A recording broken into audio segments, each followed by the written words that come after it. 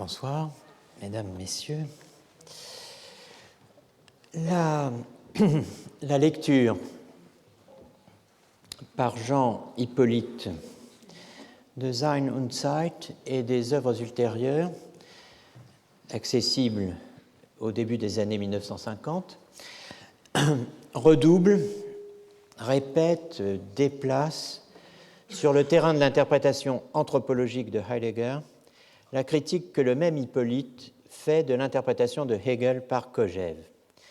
En fait, on a ici affaire à deux lectures croisées de part et d'autre de l'événement textuel de 1947, la publication de la Briefe über den Humanismus, la lettre sur l'humanisme. Hegel par Heidegger, au sens de via, donc l'interprétation de Hegel médiatisée par celle de Heidegger, ou bien Heidegger via par Hegel. La première de ces lectures, celle de Kojève s'appuyant surtout sur le premier Heidegger, la seconde, celle d'Hippolyte, sur le second Heidegger. S'agissant d'Hippolyte, il faudrait pouvoir développer ici les thèses de logique et existence, parues dans la collection Épiméthée, dirigée par Hippolyte aux presses universitaires de France. Le texte Logique et existence, dont je vous le rappelle, Foucault a écrit lors de l'hommage rendu à son ancien maître le 19 janvier 1969 à l'École normale supérieure, je cite, « Il n'y a pas à s'y tromper, tous les problèmes qui sont les nôtres, à nous, ces élèves du temps passé ou ces élèves d'hier, c'est lui qui les a établis pour nous. » Quelques lignes plus bas, c'est lui qui les a formulés dans ce texte Logique et existence, qui est un des grands livres de notre temps. Voilà ce que disait donc Hippolyte. L'heideggerianisation de Hegel est sensible dès les premières pages de Logique et existence. Mais dialectique oblige, l'hegelianisation de Heidegger ne l'est pas moins. Et d'ailleurs, on pourrait faire la même observation pour le frère ennemi d'Hippolyte, Kojève. Dans le cas d'Hippolyte, qui m'intéresse ici, comment expliquer autrement que par cette imprégnation mutuelle de Heidegger par Hegel, de Hegel par Heidegger, une phrase comme, je cite, « Le discours que le philosophe fait sur l'être est aussi bien le discours même de l'être à travers le philosophe. » Voici une citation de Logique et existence, où se trouve le passage en question. Il apparaît que la plus haute forme de l'expérience humaine, et il n'y a rien qui soit en dehors de l'expérience humaine, c'est la révélation de l'identité de l'être et du savoir. C'est la pénétration dans la structure de cette conscience de soi universelle au sein de laquelle l'être se dit, s'exprime, énonçant aussi bien la chose dont on parle que le moi qui parle. Le discours que le philosophe fait sur l'être est aussi bien le discours même de l'être à travers le philosophe. Serait-ce que l'être a besoin de l'homme pour se connaître en lui? Une idée médiévale attribuée à Jean Scott Erigen, évoquée il y a 2 semaines. L'esprit absolu de Hegel et l'être, selon Heidegger, semblent tous deux revendiquer l'être humain, le Dasein, pour se dire. La pensée, écrit Hippolyte, est pensée de l'être, c'est-à-dire tout aussi bien pensée qui appartient à l'être, qui vient de lui, et pensée qui écoute, qui entend l'être. Le génitif de l'être est aussi bien subjectif qu'objectif. L'essence de l'homme est don de l'être. Et l'homme, en conservant cette essence, en la recueillant toujours, quand il tend toujours à la perdre et à la dissiper, fait de son langage, mais d'un langage authentique qui a traversé l'écueil douloureux du silence, la demeure de l'être. La question posée dès la page 6 de Logique et existence celle de la manière dont l'être se dit en l'homme, est en tout cas tout à fait dans le style aristotélico-hegelien du second Heidegger. À la conscience universelle près, qui sonne plus idéaliste, au sens de l'idéalisme transcendantal, au sens de l'idéalisme absolu, de Fichte à Hegel, qui sonne plus idéaliste, donc idéaliste allemande, qu'heideggerienne. Mais comment, poursuit Hippolyte, le langage humain peut-il être cette voix qui se connaît quand elle sonne, n'être plus la voix de personne?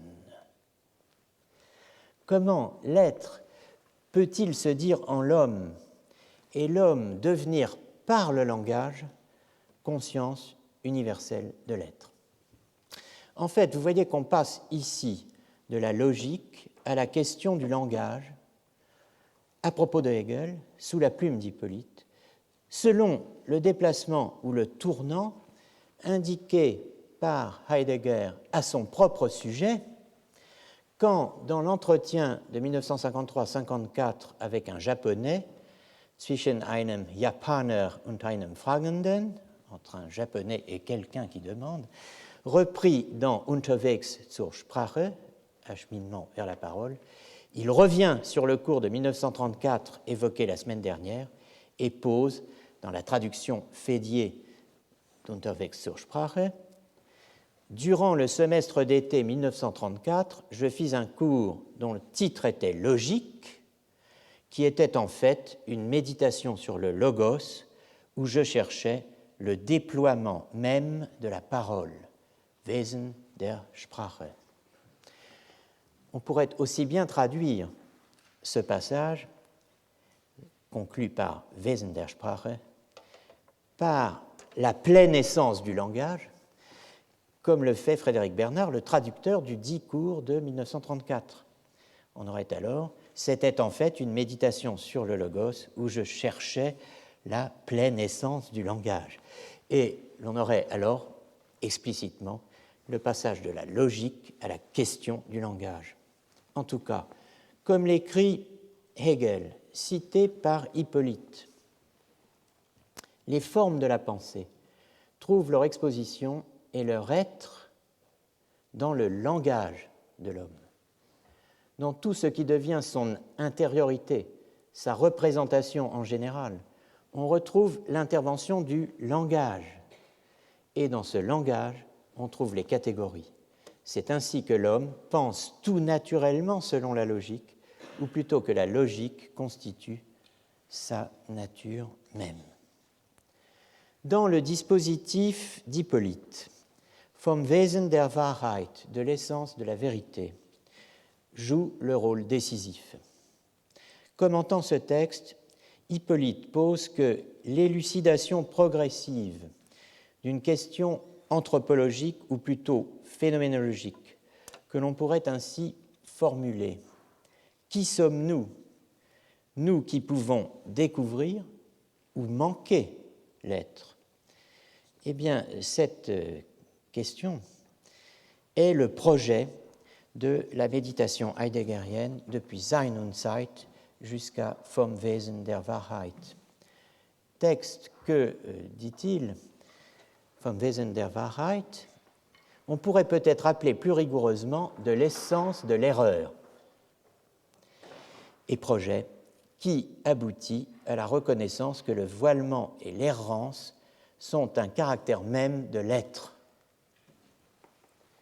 Vous avez ici le texte. L'être, le sens de l'être sont aussi phénomènes. Comment remonter à cet originaire, le laisser voir à partir de lui-même? Mais comment se fait-il que nous ne le voyions pas toujours, que nous puissions le manquer, que nous le manquions même nécessairement? Et que sommes-nous, nous qui pouvons ainsi découvrir ou manquer l'être?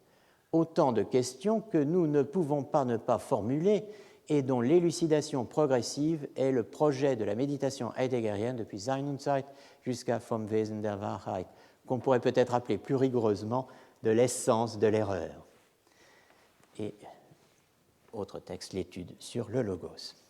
L'idée d'une abstention de l'être dans la déclosion de l'étang, de l'être qui, comme l'écrit Hippolyte, s'abstient de nous pour être tenu devant nous, met en relief une des thèses capitales de Heidegger. L'être se retire en ce qu'il se déclôt dans l'étang. Thèse mobilisée dans le grand récit heideggerien de l'oubli de l'être et de ce qu'Hippolyte appelle l'oubli de l'oubli. Phénoménologie, montrer le phénomène d'être, telle est l'ontologie.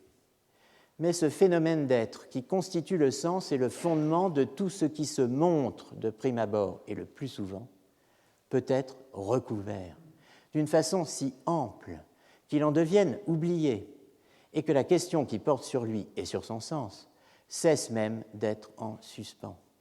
La phénoménologie comme ontologie doit rencontrer le mur de l'oubli.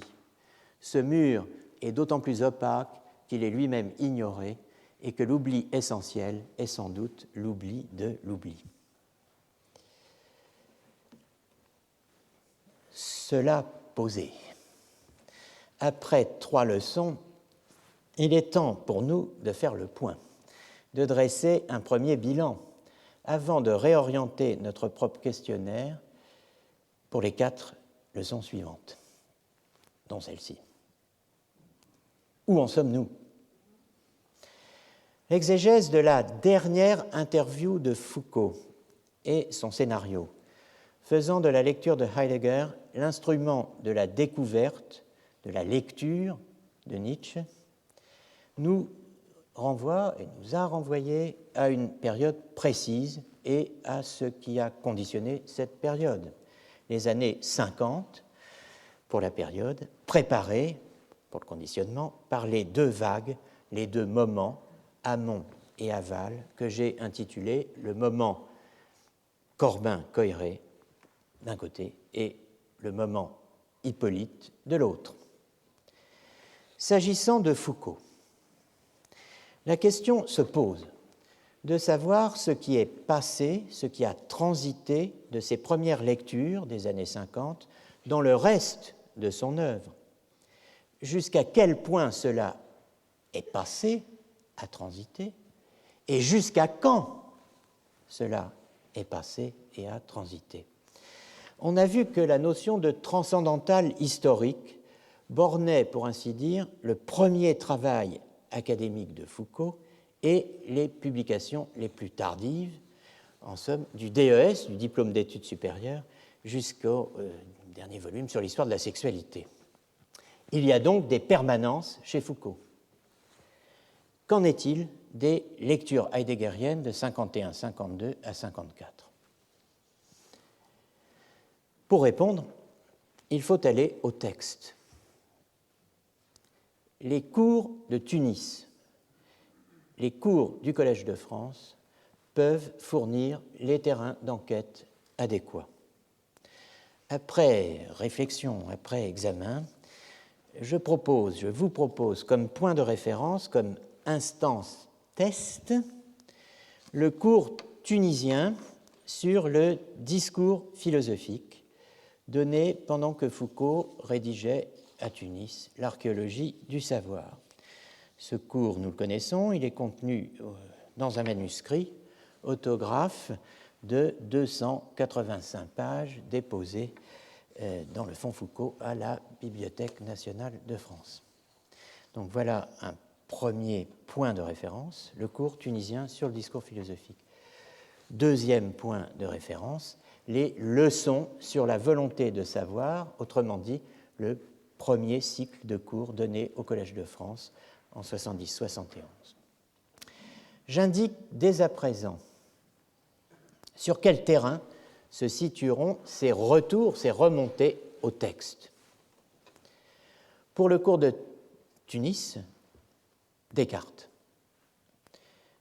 Je dis le cours de Tunis, et non pas le cours de tennis. Bon, c'est Roland Garros, c'est pas Sidi Bou Saïd.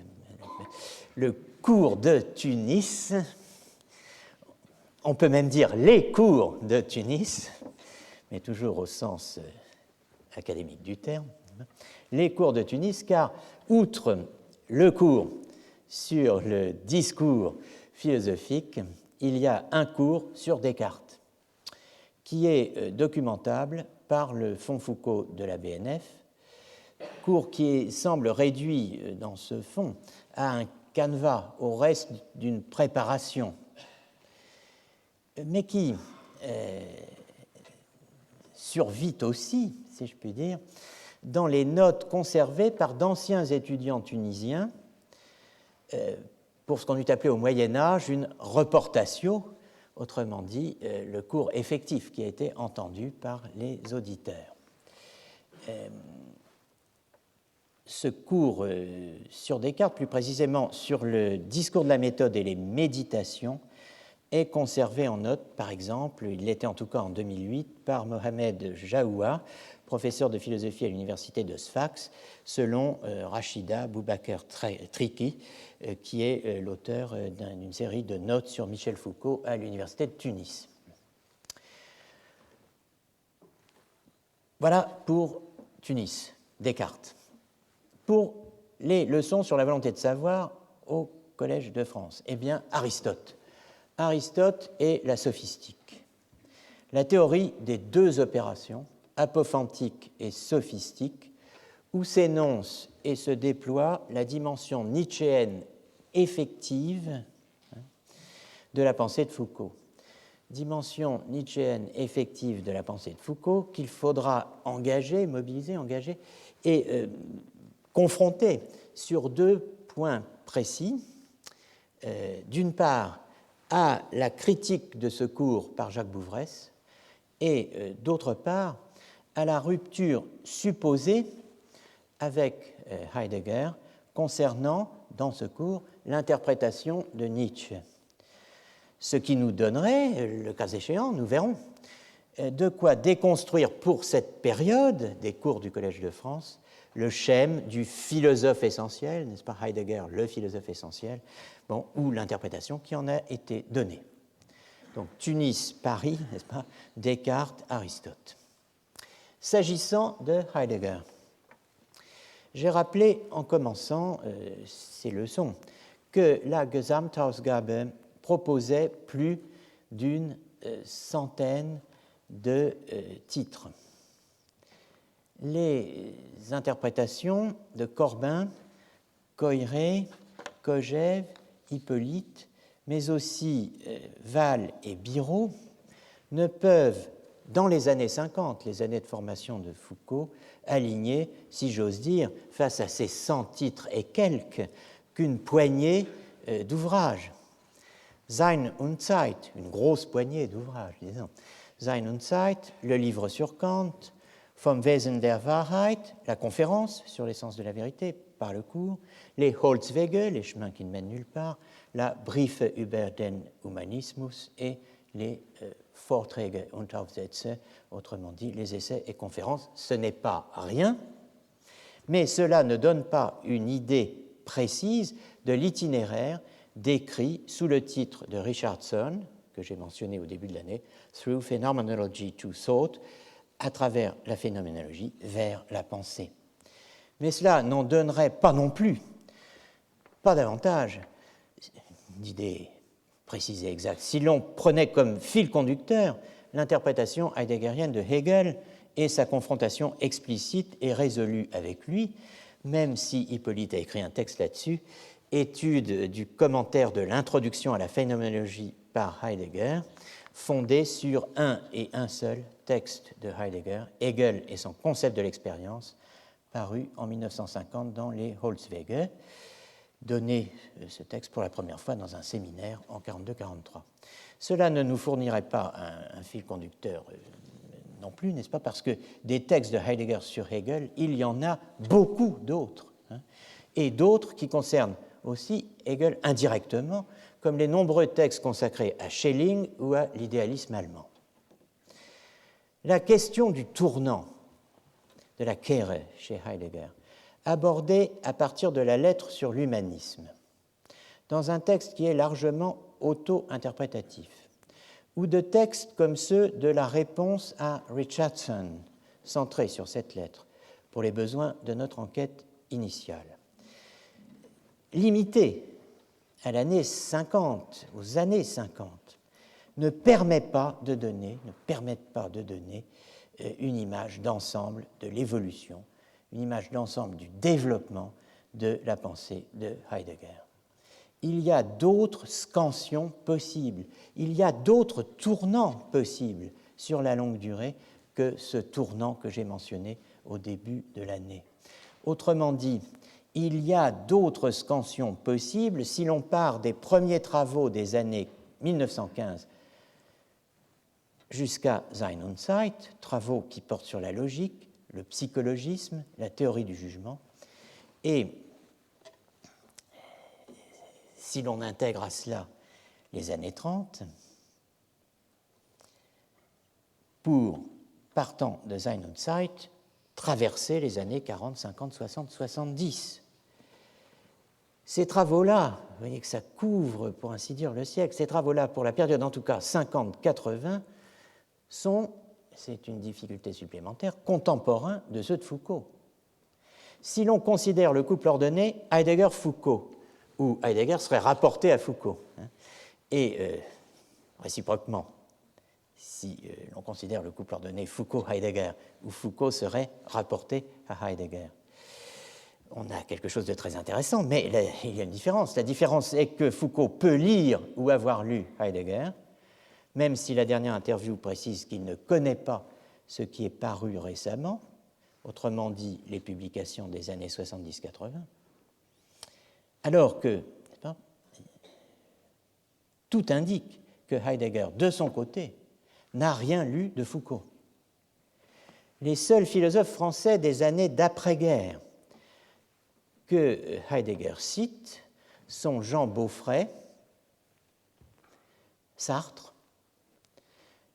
Teilhard de Chardin, une fois, auquel j'ajoute Paul Valéry, poète et penseur, élu d'ailleurs professeur de poétique au Collège de France en 1937 et mort alors, le 20 juillet 1945, quelques semaines avant la fin de la guerre, mais bien, c'est l'année 1945 qui compte. Alors, l'ajout en question de Paul Valéry peut surprendre, mais il est d'autant plus justifié que l'étude sur Paul Valéry d'André Berne-Geoffroy est un des 3 livres avec « Chaque homme est lié au monde ». Chaque homme est lié au monde de Roger Stéphane, un livre sur la France de Vichy et la résistance, et La condition humaine de Malraux, voilà, donc 3 livres, Paul Valéry d'André Berne-Geoffroy, Chaque homme est lié au monde de Roger Stéphane, La condition humaine de Malraux. Voilà les 3 livres que Jean Beaufray a adressés en hommage à Heidegger dans la lettre du 10 novembre 1946, à laquelle Heidegger répondra, comme vous le savez, par la lettre à Jean Beaufray, c'est-à-dire la lettre sur l'humanisme. Alors, dans cette lettre du 10 novembre 1946, adressée à Heidegger, Beaufray fait une observation intéressante qui est qu'il se préoccupe également de se procurer pour Heidegger Variété 5 de Valéry et le dernier poème publié par Valéry. Alors, bon, Variété 5. Variété 5 a été publié en 1944. Variété 5 contient un certain nombre de textes, dont une vue de Descartes, seconde vue de Descartes, L'homme et la coquille, Discours aux chirurgiens, Réflexion simple sur le corps, tous textes qui font partie des études philosophiques dans l'édition de la Pléiade de Valéry, établie par Jean Itier.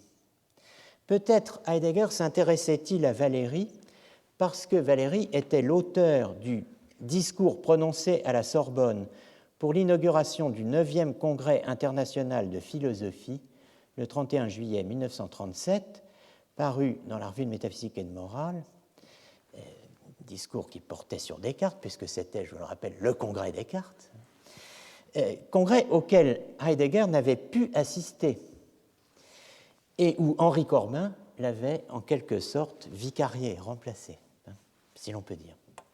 Bon, cela dit, le texte de Valéry était dans Variété 4, publié en 1938, et non pas dans Variété 5.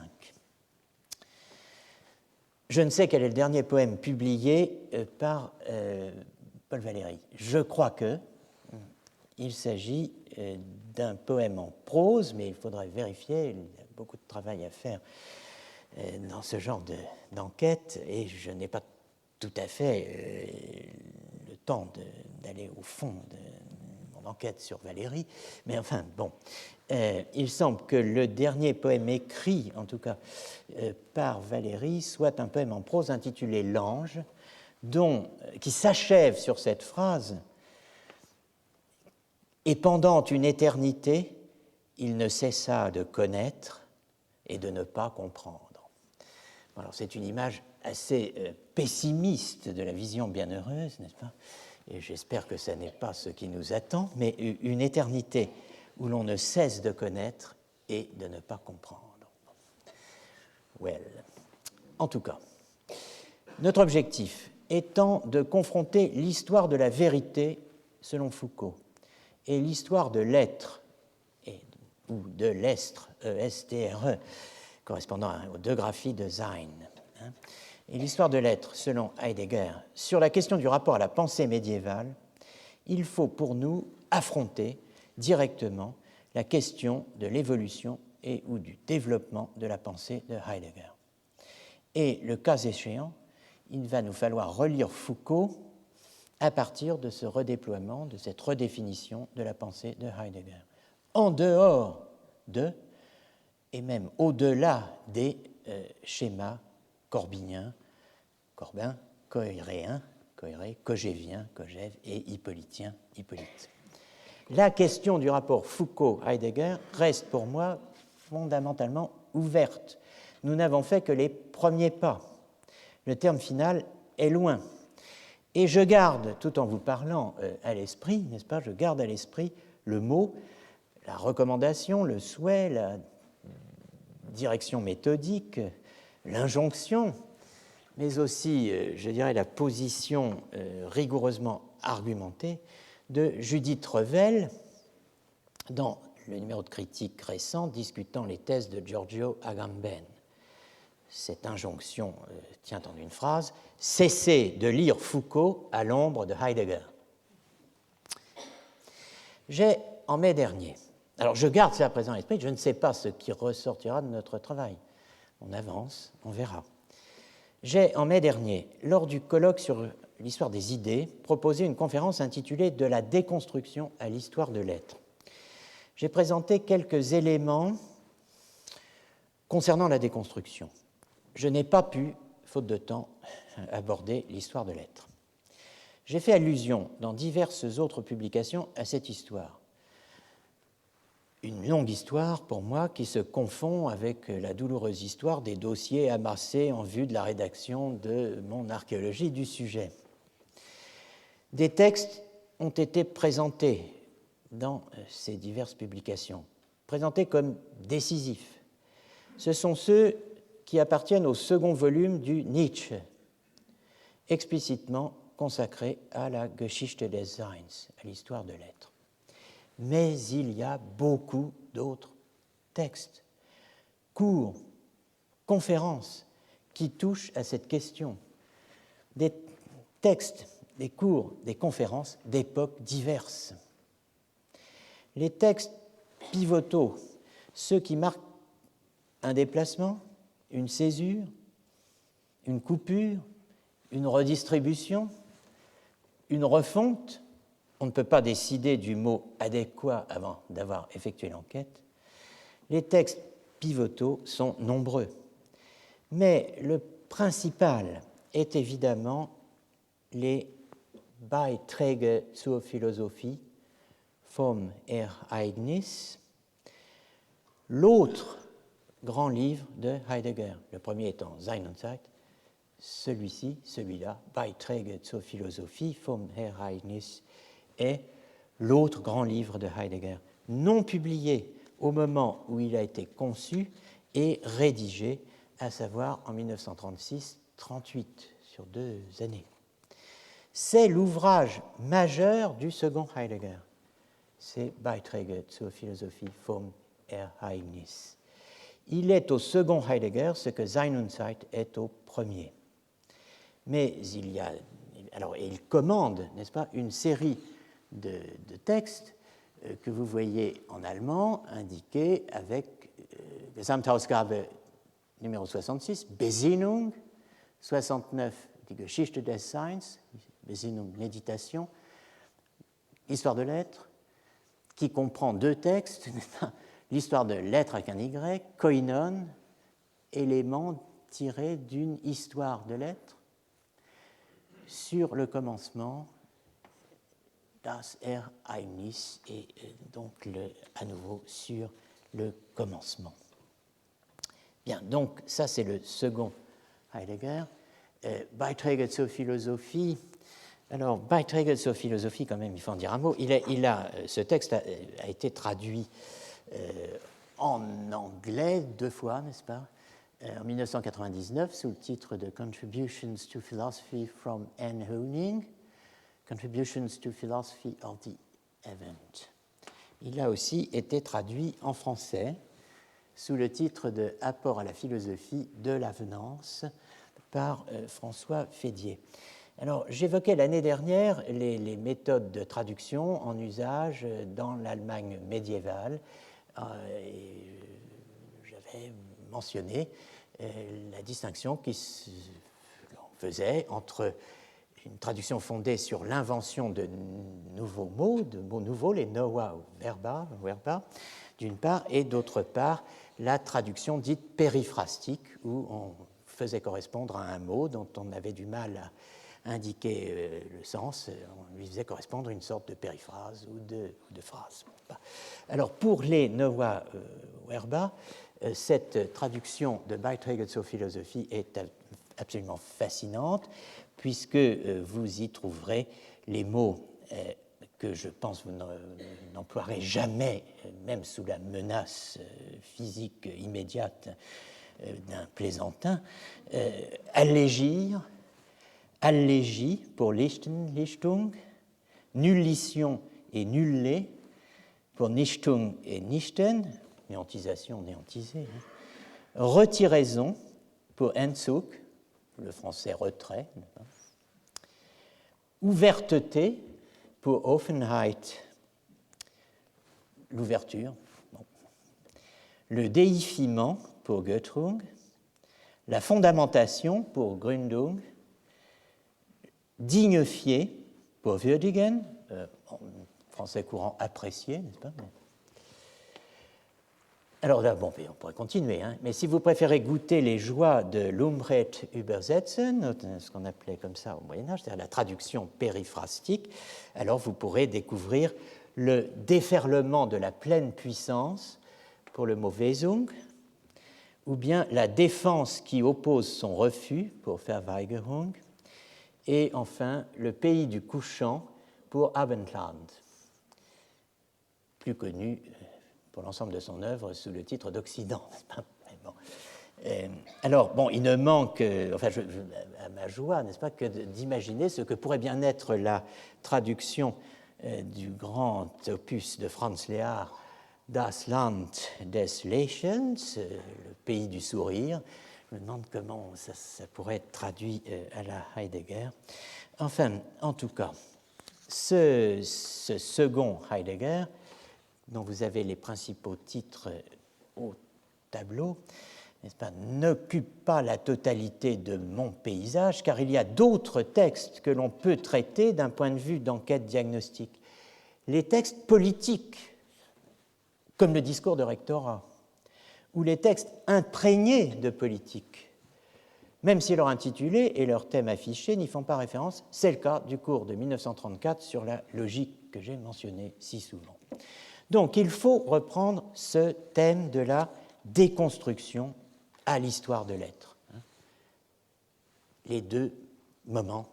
C'est une fois mise en place la notion d'histoire de l'être ou de l'être dans sa digraphie qu'il sera possible de confronter histoire de l'être, histoire de la vérité, histoire critique de la pensée et archéologie philosophique sur le thème philosophie et histoire de la pensée médiévale en France, en intégrant une dimension mondiale qui est celle que vous avez dans l'Histoire mondiale de la France, l'ouvrage récent publié sous la direction de Patrick Boucheron, de manière à obtenir une histoire mondiale de l'histoire de la philosophie médiévale en France, intégrant donc une histoire mondiale de la philosophie médiévale sous la forme, ça n'est pas la seule, mais par exemple sous la forme que je lui ai donnée avec d'autres depuis des années, sous le titre de Translatio Studiorum, transfert des centres d'études et des études. Il y a évidemment d'autres formes d'enquête possibles que celles que je viens d'indiquer, qui sont susceptibles d'être regroupées, d'être questionnées, d'être problématisées sous le titre Traditionis Traditio dont nous sommes partis. En fait, je crois que le moment est venu de croiser les termes de notre intitulé latin et de mettre en place à la fois une traditio destructionis, c'est-à-dire un récit de la destruction, une tradition de la destruction, et d'autre part une destructio traditionis, c'est-à-dire opérer une destruction, déconstruction de la tradition. Et faire cela, c'est au fond s'inscrire délibérément dans l'horizon d'une déconstruction de la déconstruction de l'histoire de la métaphysique, avec pour thème directeur la place du Moyen-Âge et de l'histoire de la philosophie médiévale dans ce dispositif. Le général de Gaulle aurait dit vaste programme, je ne peux que lui donner raison, le général a raison. Mais le particulier que je suis va quand même essayer d'avancer. Ça veut dire, en termes d'archéologie philosophique, deux choses. Faire, s'agissant du Moyen-Âge, chez Foucault, ce que Foucault lui-même a appelé, pas pour ça, mais je lui reprends la formule, l'archéologie d'un silence. Car le silence de Foucault sur le Moyen-Âge est assourdissant, je l'entends d'ici. Et s'agissant de Heidegger, il va nous falloir faire l'archéologie d'une saga, n'est-ce pas ? Ou, si vous préférez, d'un grand récit, d'un voyage au très long cours. Je commence donc par la déconstruction, avant d'aborder la semaine prochaine l'histoire de l'être. Je commence par la déconstruction. Le terme a mauvaise presse. Il y a mauvaise presse dans ce que l'on pourrait appeler la bonne presse d'aujourd'hui, où l'on dénonce, par exemple, je cite, le triptyque 68 arts, dérision, déconstruction, destruction, ce qu'un essayiste qui n'est pas besoin de nommer ici appelle les 3 D. Dérision, déconstruction, destruction. Le mot déconstruction est employé à tort et à travers dans les contextes les plus variés. Vous le savez comme moi. On peut ainsi, sous le titre d'Histoire de la déconstruction, trouver une analyse pointue des évolutions en matière de démolition de l'habitat social dans la région du Lyonnais. Et on peut trouver bien d'autres choses encore. Mais il y a quand même, et heureusement, des domaines d'élection pour ce mot, déconstruction. Il y en a 2 qui peuvent concerner un philosophe et qui concernent en tout cas le travail que nous faisons ici. Ces 2 domaines d'élection sont le genre et l'histoire. C'est ainsi que, mais on peut continuer indéfiniment de ce genre de test, n'est-ce pas, mais chaque jour même on peut le faire. L'expression déconstruction du genre, gender, a obtenu 13 900 réponses sur Google vendredi dernier, quand j'ai posé la question à cet inlassable ouvrier. Et 73 100 pour déconstruction de l'histoire de France. Alors, ne perdons pas notre temps. Nous savons à quoi nous en tenir. Je le disais dès le cours du 13 février, c'est en 1967, avec Derrida, que le terme apparaît.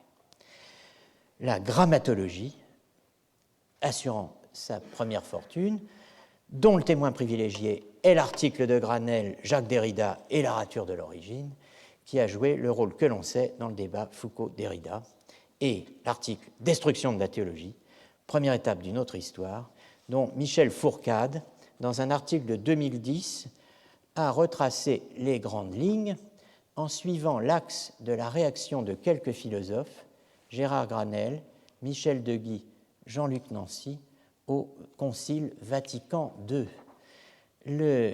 L'article s'intitule « Les origines anti-romaines de la déconstruction ». Et le titre complet de l'article est « Il n'en restera pierre sur pierre. Les origines anti-romaines de la déconstruction ». C'est paru dans Esprit en 2010.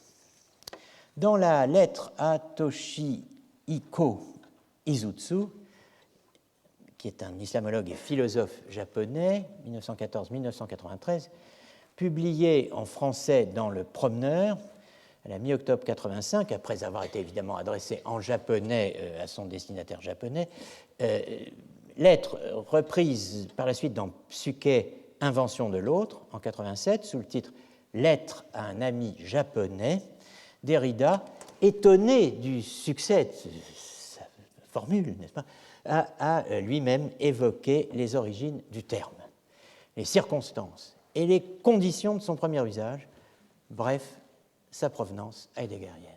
Quand j'ai choisi ce mot, ou quand il s'est imposé à moi, je crois que... C'est extraordinaire, n'est-ce pas? C'est quand j'ai choisi ce mot ou quand il s'est imposé à moi. Bon, j'imagine que c'est les deux, n'est-ce pas? Mais, bon, je crois que c'était dans de la grammatologie. Je ne pensais pas qu'on lui reconnaîtrait un rôle si central dans le discours qui m'intéressait alors. Entre autres choses, je souhaitais traduire et adapter à mon propos les mots heideggeriens de Destruktion et ou de Abbau. Tous les deux signifiaient, dans ce contexte, une opération portant sur la structure ou l'architecture traditionnelle des concepts fondateurs de l'ontologie ou de la métaphysique occidentale. Mais en français, le terme destruction impliquait trop visiblement une annihilation, une réduction négative plus proche de la démolition nietzschéenne peut-être que de l'interprétation heideggerienne ou du type de lecture que je proposais. Je l'ai donc écarté. Et de donner quelques détails sur sa démarche, la consultation du littré en préalable, n'est-ce pas, comme nous l'avons fait ici même, nous-mêmes, n'est-ce pas, à diverses reprises avec le trésor automatisé de la langue française. La grammatologie de Derrida va naturellement au-delà des emplois linguistico-machiniques listés par Littré. Derrida lui-même parle dans la grammatologie de déconstruire le sens d'une époque, dans un passage crucial d'ailleurs évoquant la lecture heideggerienne de Nietzsche. Il parle de déconstruire une conceptualité et une problématique qui appartiennent à l'ontothéologie qu'elle conteste, dans un passage visant ceux qui, croyant faire un pas hors de la métaphysique, parlent du retour à la finitude ou de la mort de Dieu, tout en restant enfermés dans la métaphysique. Ou, n'est-ce pas, enfin, n'est-ce pas, comme dans notre titre nouveau, Destructio Traditionis, eh bien, il y a, sous la plume de Derrida dans la grammatologie, page 55, déconstruire une tradition. Déconstruire une tradition sans pour autant la renverser. La déconstruire sans la renverser. Bon, les sources de la notion sont claires et nettes. Les mots heideggeriens de Destruktion et Abbau. Les limites de son emploi sont problématisées par Derrida lui-même.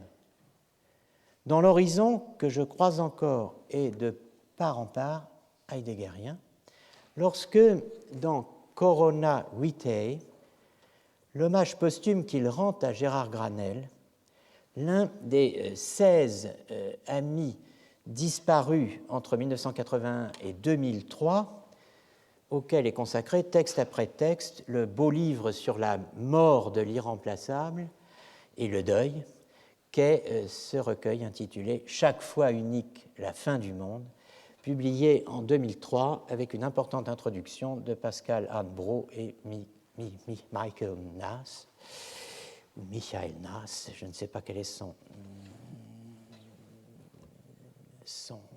sa nationalité. Bon, en tout cas, il est peut-être français, alors auquel cas c'est Michel Naas, bon, qu'il me pardonne. Donc, Derrida s'interroge en 2000 sur l'exportabilité de la déconstruction sur le terrain religieux, dans ce texte Corona Vitae. Pourquoi seulement une déconstruction du christianisme? Il fait allusion au travail de Granel, qui avait mené dans Traditionis Traditio une déconstruction du christianisme. Et le judaïsme et l'islam, serait-ce une déconstruction plus facile, plus difficile, voire impossible? Ou bien la déconstruction en général resterait-elle au fond une affaire strictement christiano-chrétienne, une nouvelle réforme dans la tradition luthériano-heideggerienne de la destruction? Belle question, qui nous renvoie à Heidegger et à Luther, évoqués ici même l'an dernier. Dans l'immédiat, c'est au terme destruction et abbau, signalé par Derrida lui-même, que je vais en tout cas m'intéresser. Cette enquête nous ramènera à la distinction entre un premier et un second Heidegger, nous suggérant de nouveaux partages, de nouveaux repères, de nouveaux tournants, mais aussi elle nous conduira directement au ménage et au réseau où s'articulent tradition antico-médiévale et commencement, recommencement ou coupure cartésienne. La tâche doit être menée sur l'ensemble du corpus, non plus seulement celui des œuvres lues par Foucault, analysées par Coiré, Kojève ou Hippolyte. La tâche doit être menée sur le fond de la Gesamtausgabe, l'édition intégrale, en voie d'achèvement. Comme je l'ai dit, les quelques 102 volumes composant l'édition dite Aus letzter Hand, de dernière main, des œuvres complètes de Heidegger, a été réparti selon un plan arrêté en 1978 en 4 ensembles. Alors, Gesamtausgabe, tome 1, 16, donc sous ce titre d'écrit publié par l'auteur chez divers éditeurs entre 1910 et 1976, vous allez trouver la plupart des grands textes de Heidegger, publiés de son vivant. Sous le titre Vorlesungen 1919-44, les cours donnés, esquissés ou programmés entre 14 et 44. Alors, dans un ordre qui n'est pas naturel pour nous, n'est-ce pas, puisque les volumes 56-57 jusqu'à 63 nous donnent les premiers cours 1919-1923 donnés à Freiburg par Heidegger en tant que Privatdozent, puis Marbourg de 23 à 28,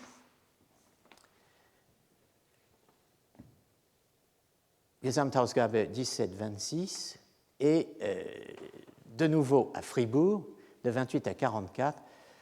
Et là, c'est les volumes 27-55. Bon, il y a une espèce de...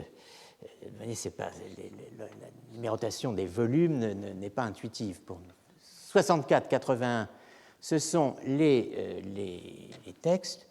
Alors, essentiellement, ce sont des inédits, n'est-ce pas, mais qui ont été volontairement soustraits à la publication par l'auteur lui-même, et qui sont tous caractéristiques, GA 64-81, de ce qu'on a appelé, donc, de ce qu'on appelle le second Heidegger. Donc des essais, disons des essais non publiés, des conférences, Gedacht, quelque chose qui est pensé. Ce pas des conférences, je veux dire des essais, des réflexions. Bon, enfin, que Heidegger n'a pas voulu publier. Quatrième section contient donc des séminaires un volume consacré aux travailleurs d'Ernst Jünger, 2 volumes de correspondances choisies et aussi une série de réflexions et de remarques manuscrites transmises dans les fameux cahiers noirs, Schwarze Hefte, SH, Schwarze Hefte. Bon, c'est dans la section 1 que vous trouvez les textes travaillés par Foucault. Donc voilà les 16 livres, ouvrages, n'est-ce pas, correspondant donc aux œuvres publiées par Heidegger et reprises dans cette édition intégrale. Dans cet ensemble de 16, alors je ne vais pas les énumérer, n'est-ce pas, mais je vais m'y référer de temps à autre. Dans cet ensemble de 16 volumes, on ne trouve que 2 occurrences de Abbauen ou de Abbau, déconstruction. L'une que Foucault pouvait connaître dans les années 50, puisque le mot figure dans Wissenschaft und Besinnung, que j'ai laissé en rouge, c'est-à-dire dans les Vorträge und Aufsätze, désormais Gesamtausgabe, volume 7, Essais et conférences, 1953 pour Wissenschaft und Besinnung. Mais là, le mot abbauen a un sens courant. Donc il n'a rien d'intéressant pour nous. Plus intéressant, en revanche, serait le passage de Zur Seinsfrage, que j'ai laissé en rouge et en gras, qui est publié dans le volume 9 de la Gesamtausgabe. Ce texte, Zur Seinsfrage, qui a été publié en 1955 et repris donc dans la Gesamtausgabe tome 9, a été traduit en français sous le titre « Contribution à la question de l'être » par Gérard Granel, et il figure dans Question 1. Mais à ma connaissance, Foucault ne fait pas allusion à ce texte. Un mot au passage sur cette contribution à la question de l'être. Il s'agit en fait d'un texte légèrement modifié d'un hommage rendu par Heidegger à Ernst Jünger, qui portait le titre originellement Über die Linie, c'est-à-dire sur die Linie étant la ligne, étant le titre d'un ouvrage de Jünger. Vous voyez comment l'édition Auslet sur Arndt procède, c'est-à-dire qu'on peut avoir des textes dont même le titre a été légèrement modifié. Après, il faut se demander pourquoi, n'est-ce pas? Et évidemment, on aura l'occasion d'aborder des questions de ce genre. La déconstruction semble définitivement préemptée, achetée d'avance, n'est-ce pas, par la diffusion de l'œuvre de Derrida. On attribue plus souvent à Heidegger la notion de destruction que celle de déconstruction.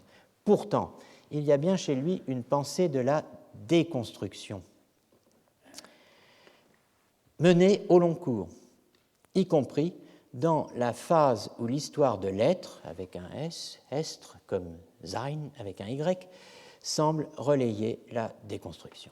C'est à ce trajet long que nous allons à présent nous intéresser, qui nous permettra, au long de ce trajet aussi, suivre, disons, l'émergence de l'histoire de l'être dans ses divers aspects. Pour plus de clarté, je partirai du manifeste de la destruction, texte de référence principale, sinon exclusif, jusqu'à la publication des cours et la relecture qu'elle a entraînée des autres textes publiés entre 1910 et 1976. Ce manifeste, c'est Sein und Zeit. Le paragraphe 6 de Sein und Zeit donne un exposé programmatique de ce qu'il appelle la tâche d'une destruction de l'histoire de l'ontologie. Die Aufgabe einer Destruktion der Geschichte der Ontologie. La tâche s'entend par rapport à ce qui a été défini d'emblée par Heidegger comme la nécessité d'une répétition expresse de la question de l'être. Donc vous voyez que destruction et répétition vont de pair. Question de l'être, aujourd'hui, dit-il, tombée dans l'oubli. La tradition ne transmet pas. Voilà l'étonnant diagnostic posé au paragraphe 6 de Sein und Zeit. En accédant à la suprématie, la tradition, bien loin de rendre accessible ce qu'elle transmet, le recouvre d'abord et le plus souvent. Elle livre à l'évidence, à ce qui va de soi, ce contenu transmis et barre l'accès aux sources originelles où les catégories et les concepts traditionnels furent, en partie de manière authentique, puisés. Il faut noter le « en partie » qui s'oppose à « intégralement », n'est-ce pas? Donc il y a une petite réserve au départ même. Bon, la tradition va même jusqu'à plonger complètement dans l'oubli une telle provenance. Elle supprime jusqu'au besoin de seulement comprendre un tel retour à l'originaire, n'est-ce pas, en sa nécessité propre. La tradition déracine à tel point l'historialité du Dasein qu'il ne se meut plus que dans l'intérêt porté à mille formes de types, de courants, de points de vue philosophiques, tels qu'on peut les rencontrer dans les cultures même les plus éloignées, les plus étrangères, et cherche à voiler par cet intérêt sa propre Bodenlosigkeit, absence de sol. On pourrait rester un an sur ce paragraphe, n'est-ce pas? Bon, la tradition ne transmet pas, la tradition déracine. C'est quand même extraordinaire comme phrase. Elle déracine, quoi donc? Eh bien, l'historialité du Dasein. Elle fait du Dasein un être sans histoire, n'est-ce pas? La tradition. La tradition déracine. De ce fait, la question du sens de l'être, la question philosophique par excellence, la question inaugurale par excellence, non seulement n'est ni réglée, ni posée de manière satisfaisante, mais encore, malgré tout l'intérêt porté à la métaphysique, elle est oubliée, encombrée et oubliée. Pour que la question de l'être, dit Heidegger, reconquiert la transparence de sa propre histoire, il faut ranimer la tradition, durcie, et la débarrasser des alluvions, n'est-ce pas, déposées par elle. Cette tâche, nous la comprenons comme la destruction, s'accomplissant au fil conducteur de la question de l'être, du fond traditionnel de l'ontologie antique. Destruction qui va reconduire cette ontologie antique aux expériences originelles où les premières déterminations de l'être, par la suite rectrices ou régissantes, furent conquises. L'histoire de l'ontologie qu'il s'agit de soumettre à la destruction est tracée en quelques lignes qui articulent philosophie ancienne et moderne sur la longue durée. C'est un passage bien connu, que j'ai déjà eu l'occasion de citer, l'ontologie grecque déracinée, devenue au Moyen-Âge un capital doctrinal fixe, passe sous une empreinte scolastique, via les Disputationes Metaphysicae de Suarez, elle passe dans la métaphysique et la philosophie transcendantale des temps modernes, déterminant jusqu'aux fondations et au but de la logique de Hegel. La question de l'être étant complètement omise au cours de l'histoire de l'ontologie, ce sont, dit Heidegger, des régions d'être déterminées et privilégiées qui sont prises en vue et même qui guident primairement la problématique. Dans la philosophie telle qu'on l'enseigne, dans la philosophie à laquelle nous avons affaire, dans tout le travail que nous pouvons faire en guise de philosophie, n'est-ce pas? Eh bien, toujours déjà, nous nous trouvons en quelque sorte dans des régions qui ont été découpées d'avance et qui sont régies d'avance par ceci: l'ego cogito de Descartes, le moi, la raison, l'esprit, la personne. Ces régions demeurent non questionnées quant à l'être et à la structure de leur être. et puisqu'elles demeurent non questionnées quant à l'être et à la structure de leur être, c'est tout le fond catégorial de l'ontologie traditionnelle, c'est-à-dire tout ce qui porte ce réseau-là, l'ego cogito de Descartes, le moi, la raison, l'esprit, la personne, qui se confondent avec l'idée qu'on se fait dans les années 20 de la philosophie vivante, eh bien, c'est tout le fond catégorial de l'ontologie traditionnelle qui doit être soumis à ce que Heidegger appelle à l'époque destruction. Dans ce dispositif, Descartes occupe une position centrale. Vous voyez que la liste s'ouvre par l'ego cogito de Descartes. Descartes est en position centrale. La destruction de l'histoire de l'ontologie passe par l'élaboration des fondations ontologiques implicites du cogito sum. Je pense, je suis. Au premier rang desquels figure la détermination de la res cogitans sive mens sive animus, la chose pensante ou esprit ou âme, comme ens creatum étant créé.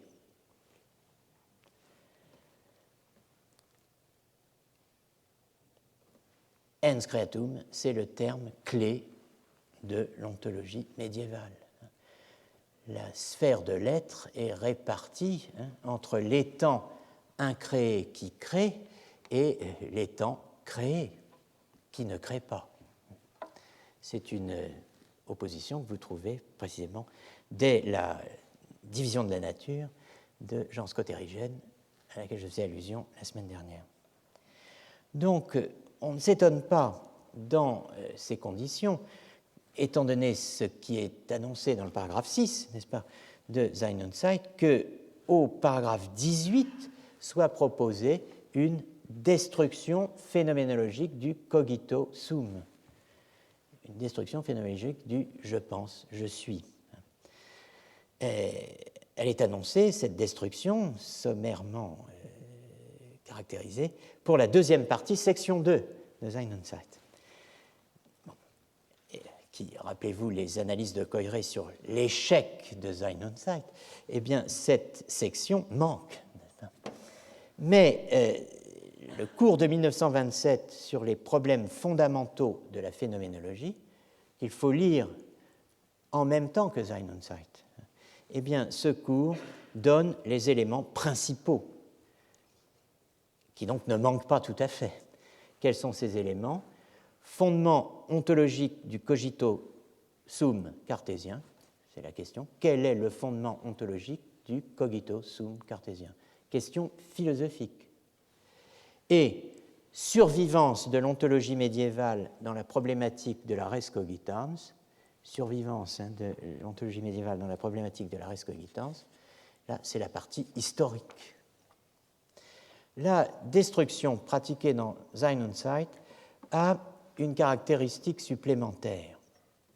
Elle met en évidence ce qu'un philosophe ne pouvait penser. Donc vous vous rappelez que j'ai présenté le travail de l'archéologie philosophique comme étant orienté vers, comme visant, en termes foucaldiens, ce qui rend nécessaire une certaine forme de pensée. Et j'essaie de suivre, effectivement, de voir s'il y a des règles de passage qui permettent de comprendre pourquoi, comment et à quel moment on passe d'un problème à un autre, d'une thèse à une autre, d'une distinction à une autre. Heidegger, ici, a un point de vue un peu différent, enfin, il ajoute quelque chose, puisque la destruction a aussi comme, disons, comme bénéfice secondaire d'expliquer pourquoi un philosophe ne pouvait pas penser ce qu'effectivement il n'a pas pensé. Elle montre, ou est censée montrer, ce qui lui interdisait l'accès à une certaine problématique.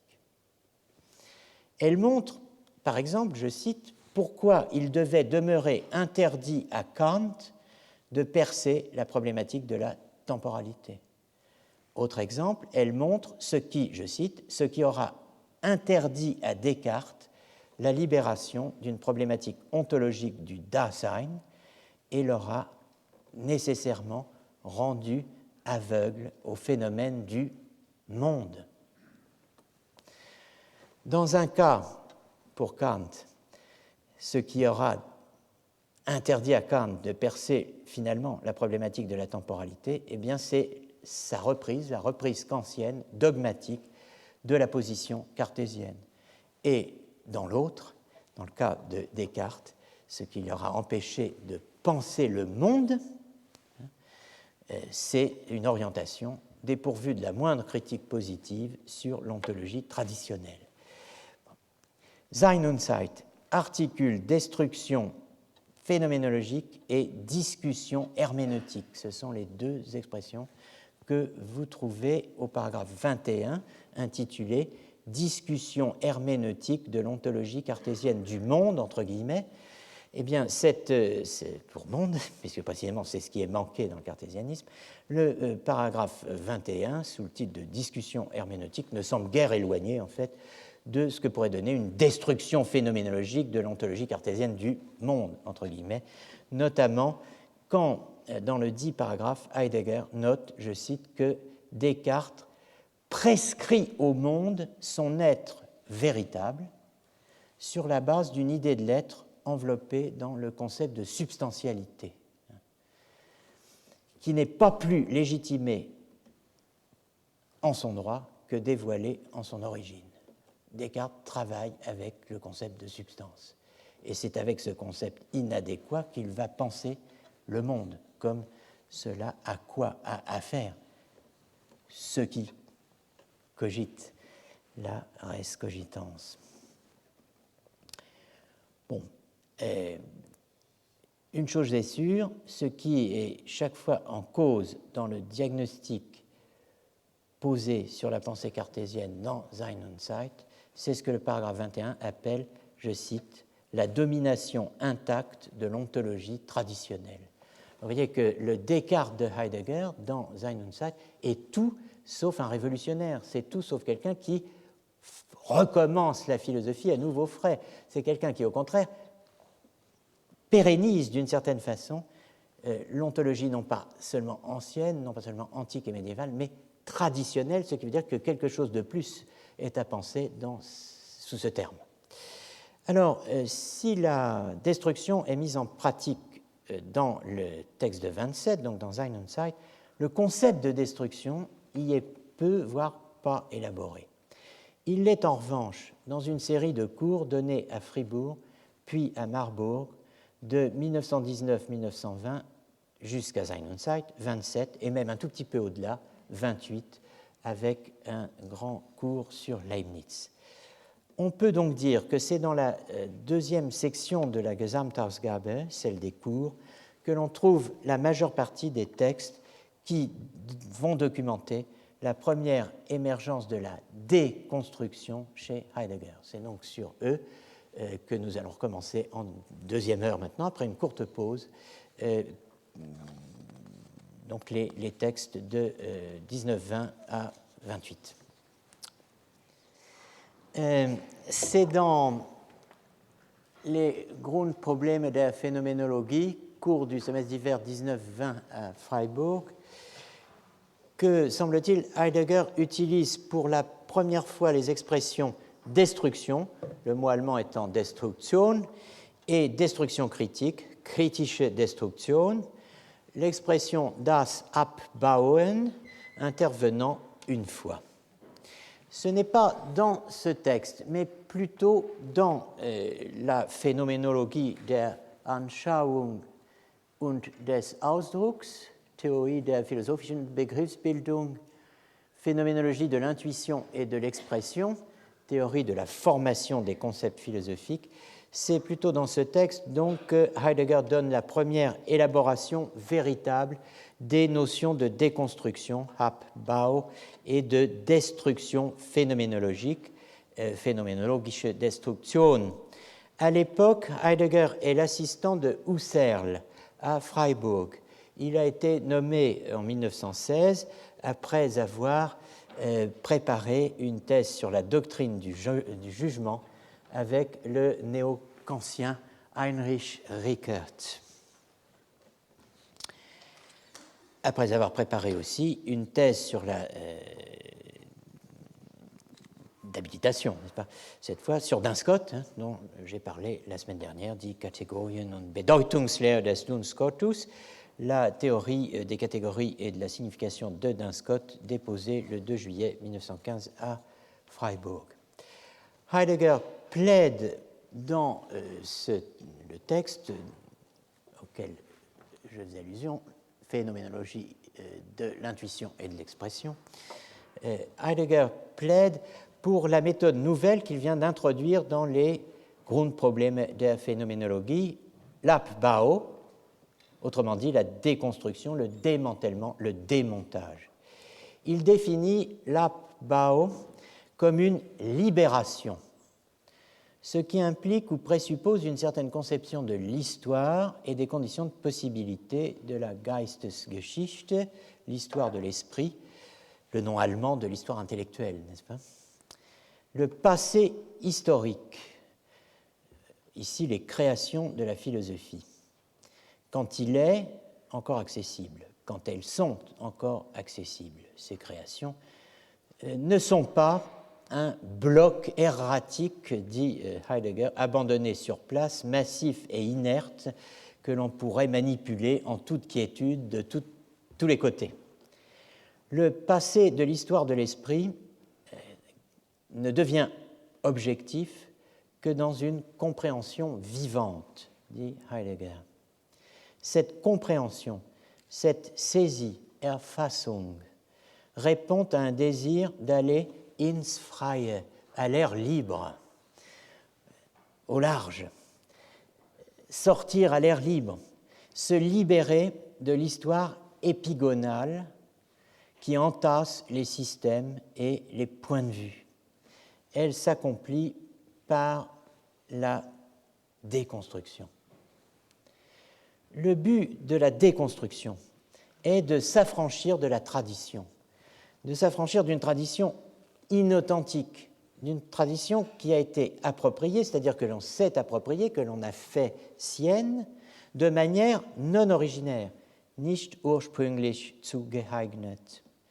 L'abbau passe par un acte de discernement, désigné par le terme latin de diudicatio, dont la première fonction est d'opérer la distinction entre ce qui, du point de vue phénoménologique, doit être considéré comme originaire et ce qui, du point de vue phénoménologique, doit être considéré comme non originaire.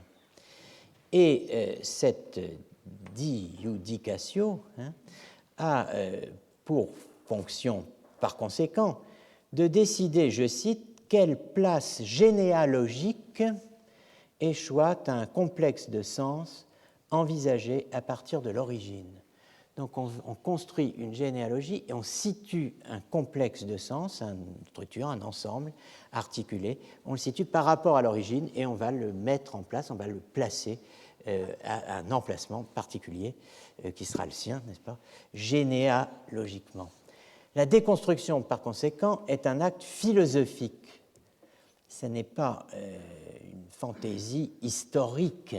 La déconstruction est un acte philosophique qui s'inscrit dans l'horizon pratique d'une forme de philosophie à l'époque vivante, comme elle l'est, j'ose espérer encore aujourd'hui, la phénoménologie. Une forme de philosophie qui suppose, qui réclame ce que Heidegger appelle une entente destructive et disjudicative de l'origine. Cette référence à l'origine éclaire, je l'espère, le cadre de la discussion entre Foucault et Derrida via Granel, évoquée dans notre premier cours. Vous vous rappelez que les deux s'affrontaient indirectement sur la question de savoir s'il fallait ou non toujours remonter à l'origine. La destruction, dit Heidegger, n'est pas, c'est la seconde partie des textes que j'ai extraits pour vous, disons, la destruction n'est pas une casse critique, n'est-ce pas? Casse au sens où on dit mettre une voiture à la casse, n'est-ce pas? La destruction n'est pas une casse critique, ni une démolition. C'est une déconstruction dirigée, ein gerichteter Abbau. Elle est guidée donc elle ne s'effectue pas au petit bonheur la chance, elle ne s'applique pas à tout et à n'importe quoi. Elle est guidée par des directions de recherche qui sont données dans un foregriff, une saisie préalable, une anticipation compréhensive, qui est enracinée dans une situation de la vie, alors qu'on serait tenté de dire concrète, mais qu'on dit à l'époque factitielle, factive, factuelle. Ce n'est en effet que par rapport à l'expérience dite factitielle de la vie qu'on peut, dit Heidegger, comprendre la nécessité et la portée de la destruction phénoménologique ainsi que la difficulté de son accomplissement. Car cette expérience factitielle de la vie appartient en un sens tout à fait originaire à la problématique de la philosophie. Alors, ce que Heidegger entend par vie factitielle, factitious Leben, vie factuelle, est ambigu. Cela s'inscrit dans un mouvement, disons, qui conduit de la phénoménologie des vécus à ce qu'on pourrait appeler une herméneutique de la vie. C'est un mouvement qui a été engagé par Dilthey, Wilhelm Dilthey, et sa position de la vie comme le fait fondamental et le point de départ de la philosophie. Le but de la philosophie étant de décrire la vie, de comprendre la vie à partir d'elle-même. La philosophie, c'est la vie saisissant la vie, n'est-ce pas? Et donc, la philosophie, c'est l'autoréflexion, disons, de la vie, à la fois historique et culturelle. Alors, cette expérience factitielle, Heidegger l'a fait en partie sienne, bien entendu, puisque c'est ce qui appartient de manière tout à fait originaire à la problématique de la philosophie.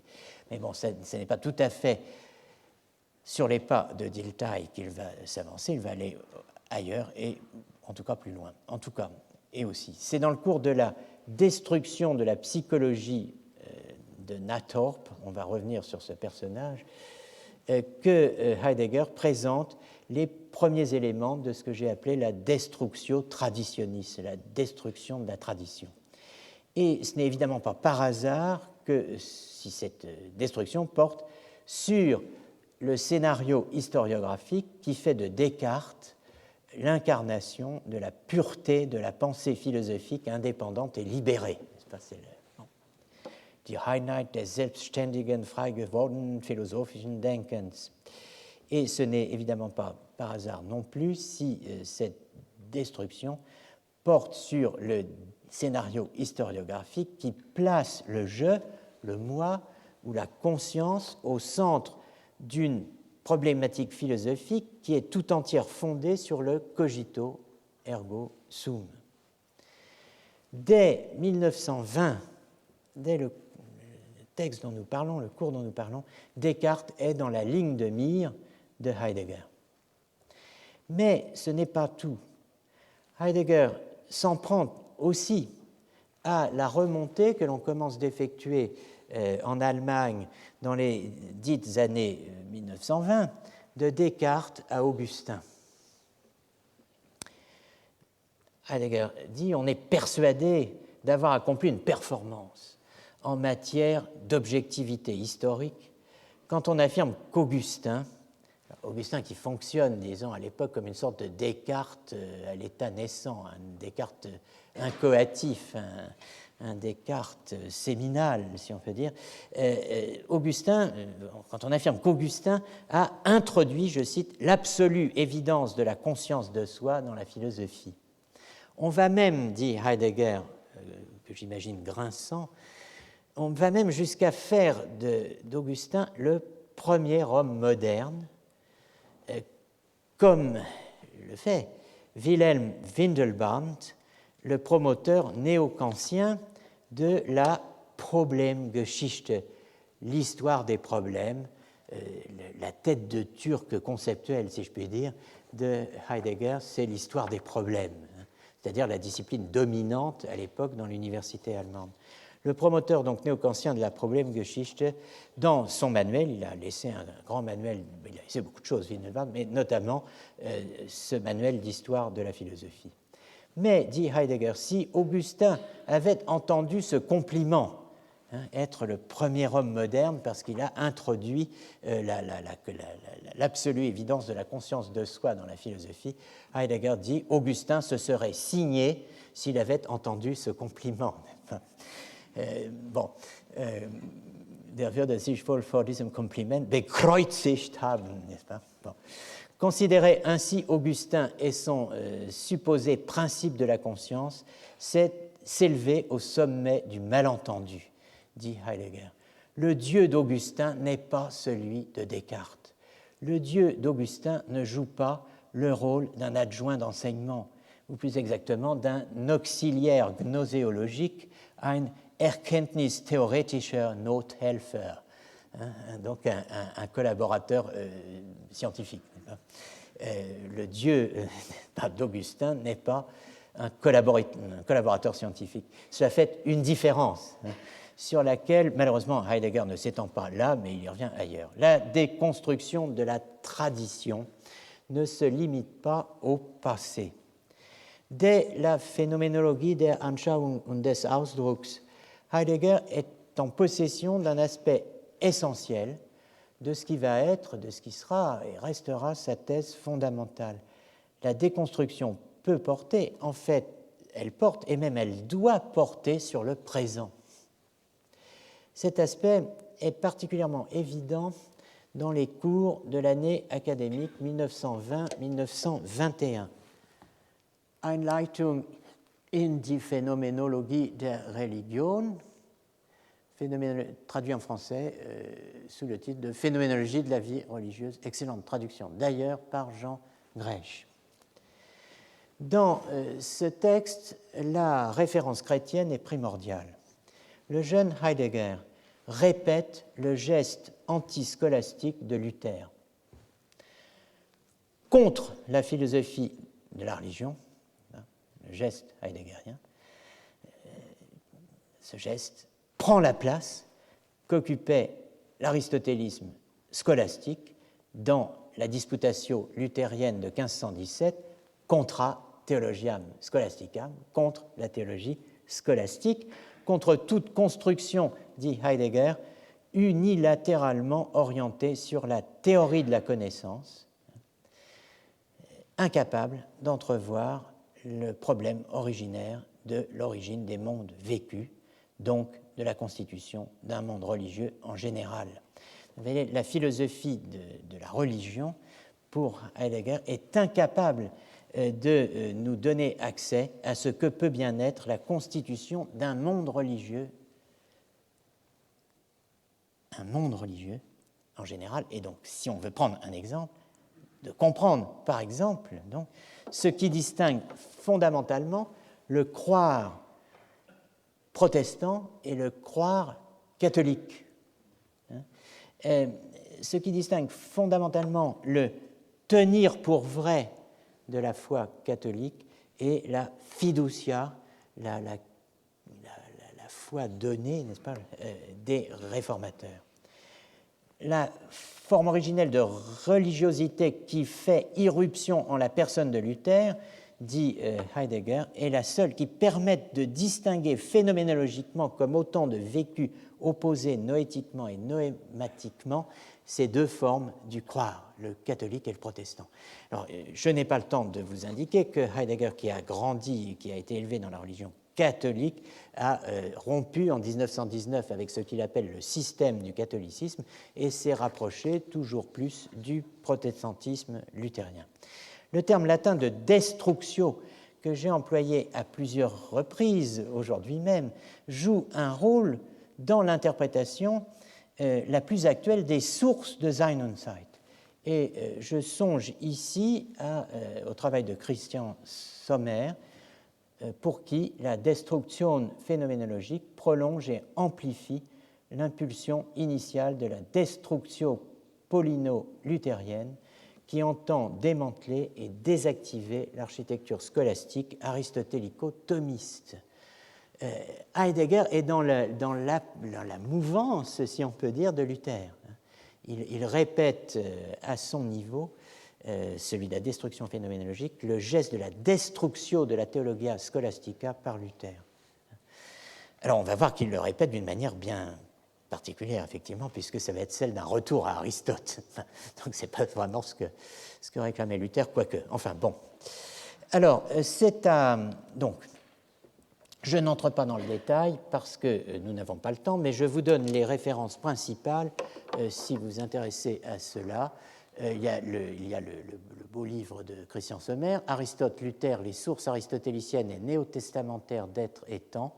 Il y a l'inquiétude de la vie factitielle, le tournant aristotélicien de Heidegger, et bien sûr l'article pionnier de 92 de Jean-François Courtine, une difficile transaction Heidegger entre Aristote et Luther, on ne saurait mieux dire, dans le volume de Barbara Cassin, Nos Grecs et l'heure moderne. C'est à cet enracinement donc de la destruction heideggerienne dans la destructio luthérienne, n'est-ce pas?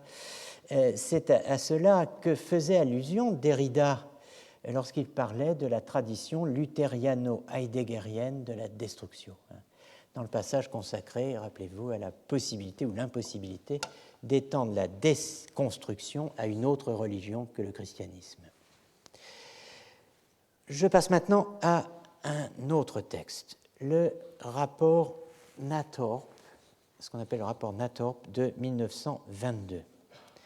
C'est un texte, non, ça c'est Findelbart, c'est un ensemble de textes que vous trouvez indiqués ici, 21, 22 et 22. Le rapport Nathorp de 1922, je dis que c'est un ensemble de textes, vous allez comprendre pourquoi. C'est une pièce dans un ensemble de textes, plus exactement. C'est un texte capital, ce qu'on appelle le rapport Nathorp.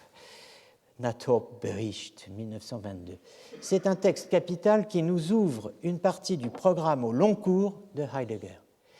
C'est un texte qu'il ne faudra jamais perdre de vue dans la suite de notre travail. Qu'est-ce que ce texte ? C'est un texte qui n'a été retrouvé, dont le manuscrit n'a été retrouvé qu'en 1989. Il est de 22. Bon. Ce n'est pas un cours, ce n'est pas un essai, c'est un bilan et un programme. Vous l'avez compris, c'est le délicat exercice auquel se livre le candidat à un poste académique, l'équivalent d'une des pièces à fournir dans ce qu'on appelle un dossier HDR, autrement dit un dossier d'habilitation à diriger des recherches. Un bilan produit à la demande de Paul Nathorp, d'où le titre de rapport Nathorp, Nathorp-Bericht, au sens de rapport pour Nathorp, un bilan rédigé en quelques semaines à l'automne 22 des 3 années de travail écoulées à Freiburg. C'est un bilan et c'est un programme pour candidater à un poste à Marburg ou à Göttingen, sous la houlette, n'est-ce pas, avec l'aide du dit Nathorp.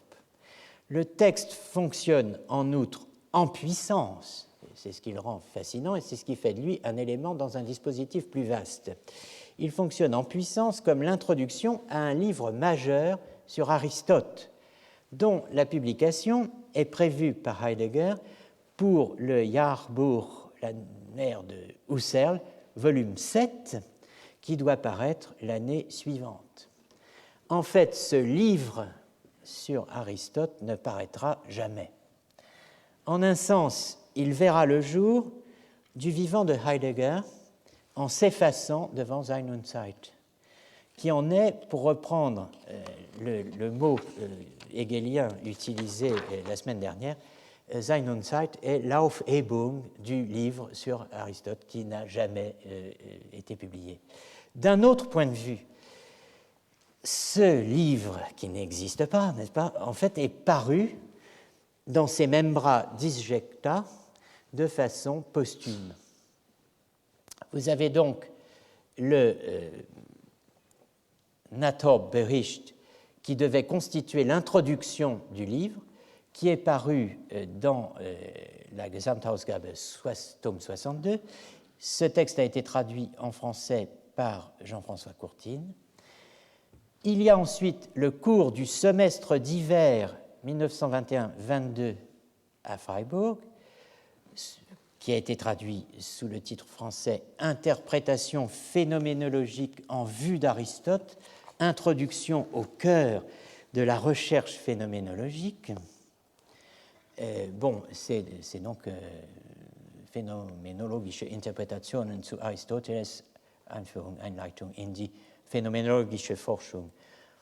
Introduction à la recherche phénoménologique. Alors, c'est au cœur de la recherche phénoménologique. Bon, tant mieux. Et enfin, nous avons le cours du semestre d'été 22, Phänomenologische Interpretation ausgewählter Abhandlungen des Aristoteles zu Ontologie und Logik. Donc, une interprétation phénoménologique de morceaux choisis, si je puis dire, d'Aristote sur l'ontologie et la logique. Oui, alors, ce livre est paru finalement dans deux volumes de la Gesamtausgabe en morceaux disjoints. Il faudrait les remettre ensemble. Mais si vous les remettiez vraiment ensemble, vous auriez le noyau dur de ce qui est devenu, quelques années plus tard, Sein und Zeit. Le texte « Interprétation phénoménologique d'Aristote », sous-titré « Tableau de la situation herméneutique », comporte, alors c'est le texte traduit par Courtine, n'est-ce pas, comporte deux parties. Une présentation, une analyse de la situation herméneutique actuelle, donc au début des années 20, et une présentation du projet de destruction de la tradition visant à une reprise, à une répétition d'Aristote.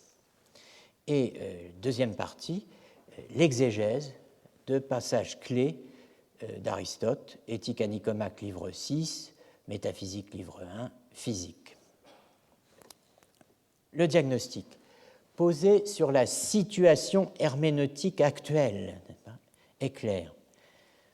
Je cite, « La philosophie dans la situation présente se meut en grande partie de manière impropre dans une conceptualité grecque. » La philosophie se meut dans une conceptualité grecque, mais de manière impropre. Pourquoi de manière impropre? Parce que les concepts fondamentaux de la conceptualité grecque, n'est-ce pas, ont, je cite, perdu leur fonction expressive originaire. Ils ont perdu leur fonction expressive originaire.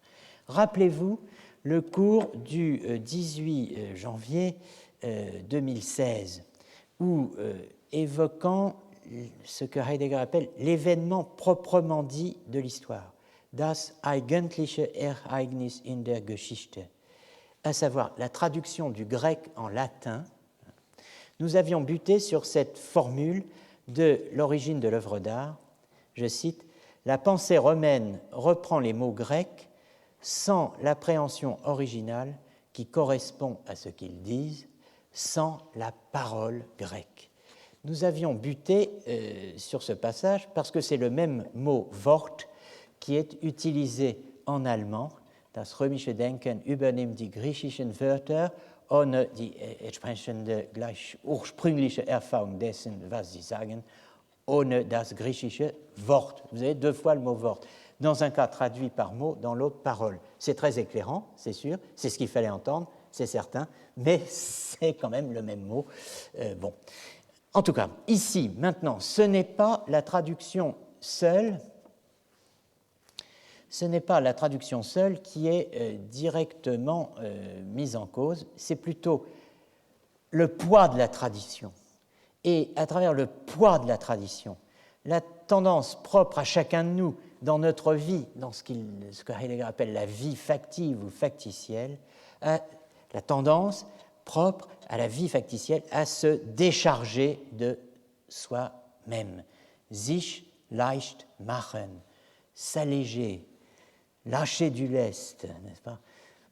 Déposer son fardeau, en s'abandonnant à la facilité de l'habitude et de l'oubli. Face à cela, le remède c'est un remède de cheval, n'est-ce pas? Et même de bête de somme, en fait. Le remède est, si vous me passez l'expression, de charger l'animal, n'est-ce pas? Davantage encore, de charger la barque, on pourrait dire. Il s'agit de schwermachen, d'aggraver les choses, de se prendre en charge en répétant originellement la forme ou la force expressive de la conceptualité livrée, sédimentée, sclérosée dans et par la tradition. Il s'agit en somme de se réveiller. Il faut revenir à la philosophie grecque. Il faut revenir à Aristote. Dès 1922, dès ce bilan programme qu'est le rapport Nathorp, Heidegger voit la recherche philosophique comme un, je cite, savoir historique dans le sens le plus radical du terme. Un savoir historique dans le sens le plus radical du terme. La conversion à l'histoire n'est pas donc le fruit ultime de l'échec de Sein und Zeit décrit par Koyré dans son analyse de l'évolution de Heidegger d'être étant à l'essence de la vérité. Le rapport à l'histoire est, dès 1922, d'emblée, partie intégrante du projet de retour critique au grec et à Aristote qui débouchera sur Sein und Zeit. Donc il fait partie du programme initial. Il n'est pas la solution à un échec final. Vous voyez. Ce retour est possible dans la mesure où, en dépit des différentes analogisations et formalisations que les catégories de la pensée grecque, de l'aristotélisme et pour tout dire, les concepts fondamentaux de la pensée grecque ont subi, en dépit de cela, un trait caractéristique déterminé par leur provenance, par leur origine, s'est maintenu. Ces catégories portent encore en elles, je cite, un fragment d'authentique tradition de leur sens originaire. Un fragment. La tâche du philosophe est dès lors claire. Il s'agit de libérer les textes. Aristote, en l'occurrence, les libérer de l'interprétation dont la théologie chrétienne a pu, au fil des siècles, les recouvrir. Tâche que l'on peut bien dire donc archéologique, instrumentée par la philologie. Cela posé, la dimension anthropologique de l'entreprise, celle où se rencontrent et se rencontreront Heidegger et Foucault tout au long de notre enquête, reste prégnante. Il ne s'agit pas d'historiciser, de faire de l'histoire pour le plaisir, il s'agit de philosopher au présent. Le programme de destruction-répétition ou destruction-reprise, Destruction Wiederholung d'Aristote, a une fonction dans le cadre plus général de l'herméneutique de la facticité et de l'ensemble qui précisément s'exprimera dans Sein und Zeit. C'est en tout cas, me semble-t-il, en l'accent clairement sur une dimension anthropologique critique, donc aussi une dimension critique de l'anthropologie, que le rapport Nathorp donne la définition que l'on pourrait dire canonique de la destruction phénoménologique.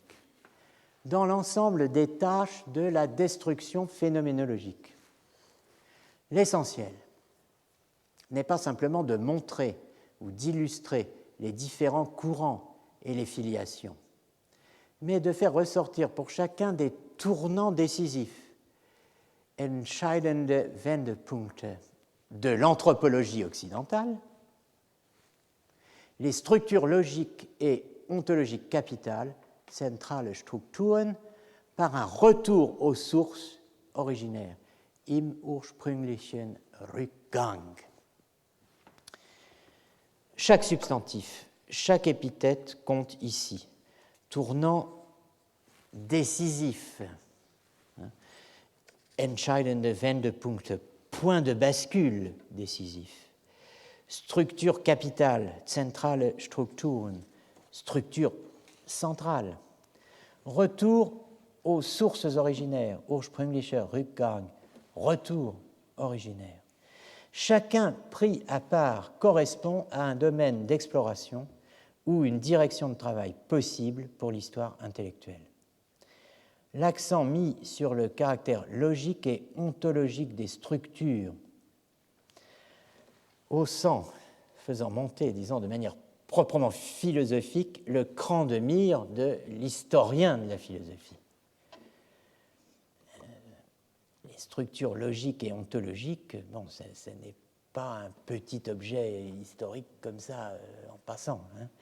L'articulation du retour et de la structure pour chaque tournant, voilà ce qui définit la déconstruction. Mais il est aussi question d'origine, d'où Aristote.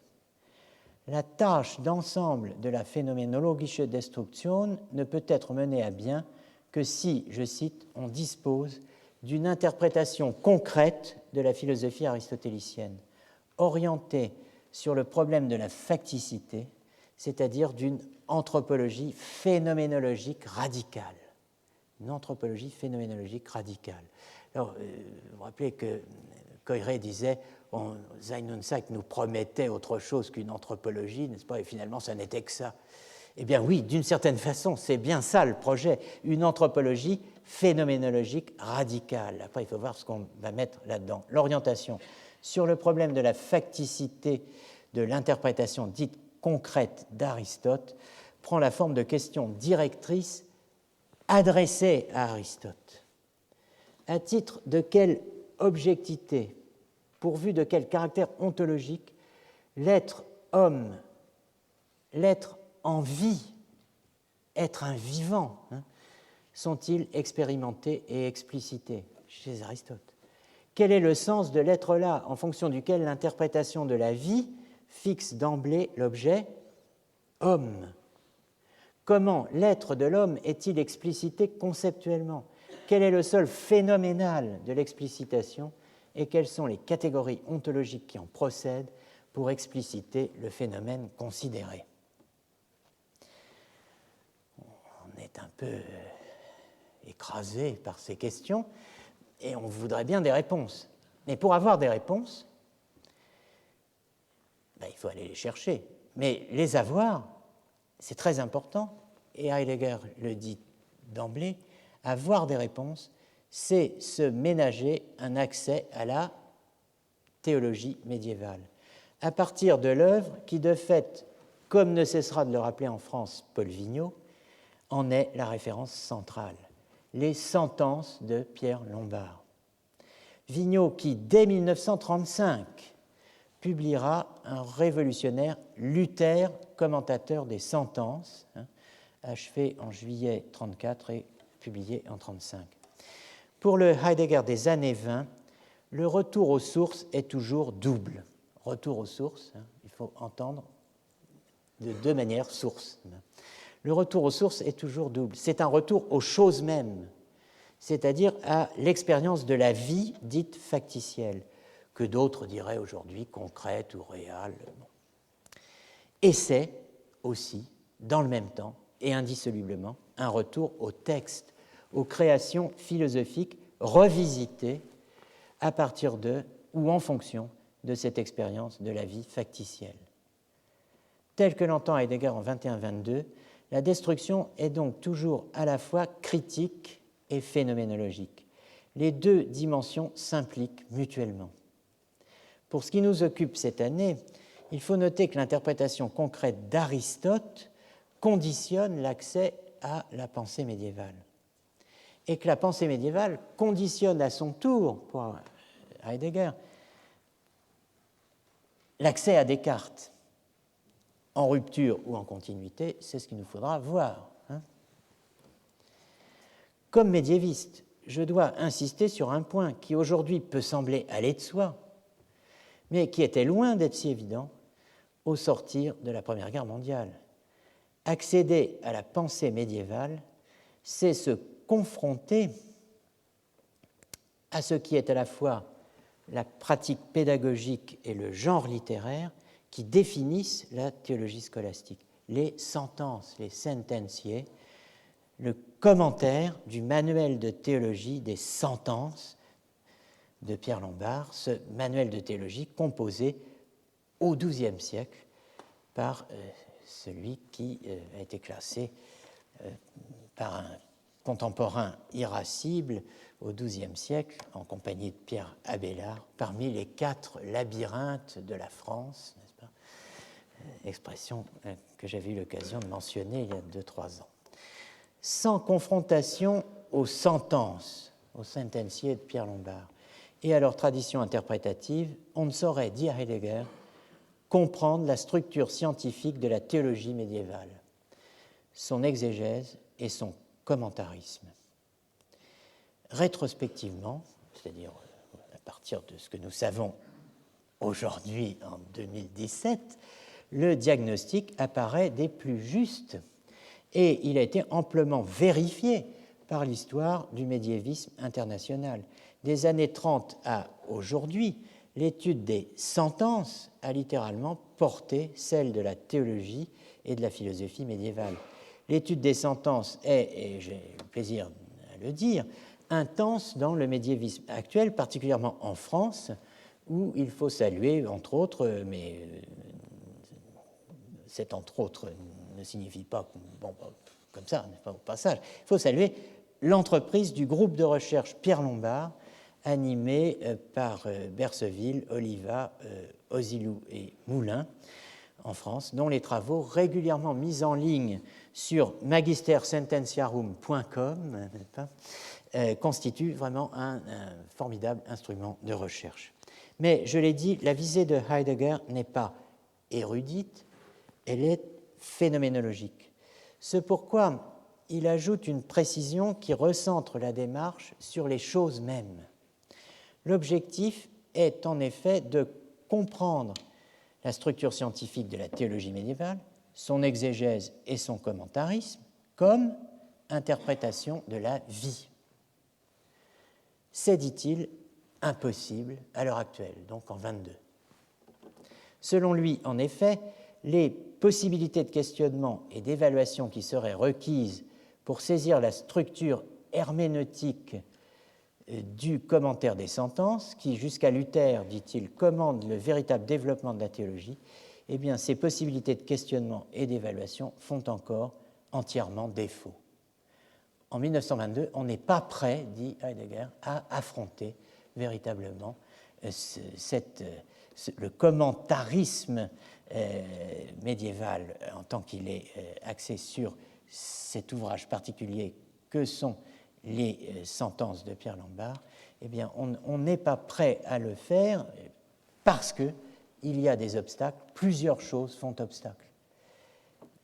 Vous voyez venir Heidegger, n'est-ce pas? Il va falloir, quand je dis la destruction doit porter sur le présent, les obstacles que l'on rencontre, on les rencontre au présent. Plusieurs choses font obstacle. L'anthropologie phénoménologique radicale reste à construire. En 22, Heidegger n'a pas encore écrit Sein und Zeit. Et il a le projet d'une anthropologie philosophique radicale. Cette anthropologie est à écrire. L'interprétation phénoménologique concrète d'Aristote reste à formuler. Le travail de déconstruction d'Aristote reste à faire. S'agissant du Moyen-Âge, il y a un obstacle supplémentaire qui intéresse tout particulièrement l'archéologie philosophique aujourd'hui. Cet obstacle supplémentaire, c'est la néo-scolastique. Appelant à considérer le débat soutenu, dit-il, par les modernes, avec la théologie de la scolastique tardive, et il donne comme exemple Dunscott, Occam, Gabriel Biel et Grégoire de Rimini, Heidegger désigne sans hésiter, sans scier, l'obstacle principal. En matière de philosophie médiévale, écrit-il, les perspectives directrices de la recherche restent enfermées dans les schémas de la théologie néoscolastique et dans les cadres d'un aristotélisme réélaboré par la néoscolastique. C'est à cette double impasse qu'il oppose le retour aux choses mêmes. Il faut repenser du même geste Aristote et le Moyen-Âge, il faut libérer à la fois l'un et l'autre. La perspective de Heidegger, candidatant en 1922 à un poste à l'université de Marbourg, est celle du philosophe engagé dans une réinterprétation phénoménologico-anthropologique d'ensemble de la vie. La Phänomenologie der Anschauung und des Ausdrucks le disait déjà, revenir aux sources originaires, c'est revenir à la réalité originaire. Mais cette réalité originaire, bien, le lecteur du dernier Foucault n'en croira pas ses yeux, c'est le souci de soi. La souciance, Bekümmerung, qui est plus que le contraire de l'insouciance. À savoir, n'est-ce pas, si c'est plus que le contraire de l'insouciance, c'est quoi? C'est cela même qui définit le soi même. Si le soi, écrit Heidegger, dans l'accomplissement actuel de l'expérience de la vie, le soi dans l'expérience qu'il a de lui-même est la réalité originaire, si la souciance du soi est le souci constant de ne pas déchoir de l'origine, la tâche ultime de la destruction revient à pallier l'Abgleiten aus dem Ursprung, la dérive, la glissade à partir de l'origine. C'est-à-dire donc, selon la formule de Jean Grech, compenser la dérive qui fait qu'à tout moment, la vie factitielle s'est déjà détournée de sa propre origine. Le propos ultime de la destruction phénoménologique et critique n'est donc pas celui d'un simple historien, ni même d'un historien de la philosophie. La destruction n'est pas une méthode historique comme une autre, c'est un acte philosophique. L'Abgleiten aus dem Ursprung donne, je pense, la dérive, la glissade à partir de l'origine, donne, je pense, une coloration nouvelle, plus vive, plus juste au contenu véritable des thèses analysées par les interprètes des années 50. Il est clair que l'interprétation dadaïste, nihiliste de la catharsis du néant donnée par Coiré dans Bifur en 1931 est fondée sur la méconnaissance de ce qu'est, dans les années 20, la déconstruction prônée, si j'ose dire, c'est quasiment un sens religieux, par le jeune Heidegger. Dans la recension non publiée du livre de son ami Jaspers sur la psychologie des visions du monde, Heidegger explique que la route qui conduit en philosophie aux choses mêmes, vous savez, retour aux choses mêmes, le mot d'ordre de Husserl, cette route étant longue, trop longue, pour être parcourue d'un coup d'œil par l'intuition essentielle dont usent et abusent, dit-il, tant de phénoménologues, il faut commencer par déblayer les voies d'accès qui conduisent aux choses mêmes. Il faut commencer, je cite, par une déconstruction et une reconstruction radicale, entendez, une confrontation, une explication avec, phrase étonnante, l'histoire que nous sommes.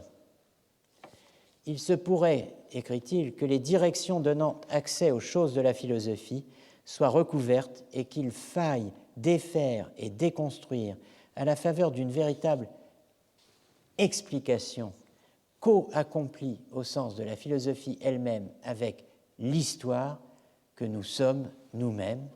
Bon, il se pourrait donc que la tâche consiste en cela. Leben ist historisch, déclarait Heidegger dans son premier cours de Fribourg, le cours du Kriegsnotsemester. La vie est historique, la vie même.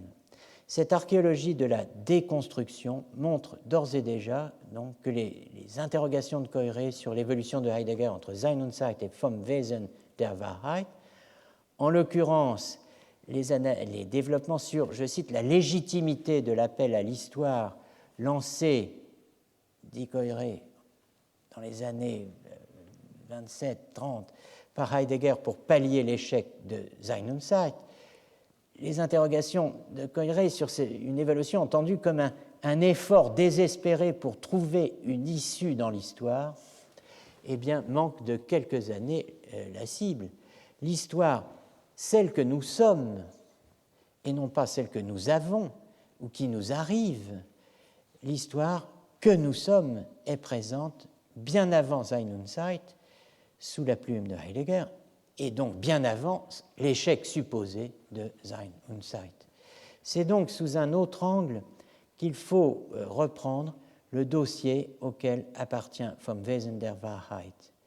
Cet angle est celui que composent les deux éléments qui manquent à Coiré, précisément, et qui manquaient à tous les interprètes des années 50 en France, la déconstruction et l'histoire de l'être. Que sur la base de la Gesamtausgabe des 102 volumes ou presque que nous pouvons consulter, eh bien cet angle, n'est-ce pas, nous pouvons l'adopter pour tracer et déployer d'un bout à l'autre l'entrelacement de ces deux-là, la déconstruction et l'histoire de l'être, d'un bout à l'autre du corpus heideggerien. C'est une tâche énorme, mais vous allez voir qu'on peut l'accomplir, puisque, au fond, les textes décisifs sont extrêmement clairs. Les points que je viens d'évoquer sont repris, ils sont précisés, ils sont développés dans le cours marbourgeois du semestre d'hiver 23-24, Einführung in die phänomenologische Forschung, Introduction à la recherche phénoménologique, traduit en français en 2013.